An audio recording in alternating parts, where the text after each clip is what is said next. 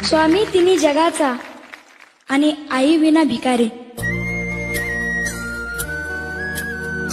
आई आपल्या बाळाला जन्म देते, बोलायला शिकवते, चालायला शिकवते.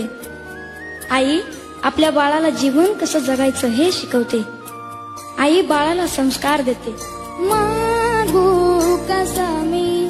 आई म्हणजे दारातील पवित्र तुळस आणि आई म्हणजे वेदनेनंतरची पहिली आरोळी. अन मागू पुन्हा कर्तृत्वाला पूर्ण करीत जी खंबीरपणे उभी राहते ती म्हणजे आई. आपल्या बाळाच्या मुखात जाणारा घास पाहून जिची भूक नाहीशी होते ती म्हणजे आई. आयुष्यात जी आपल्या बरोबर असताना तिची किंमत कधीच कळत नाही आणि ती गेल्यानंतर तिच्याशिवाय कशालाच किंमत उरत नाही, तिला आई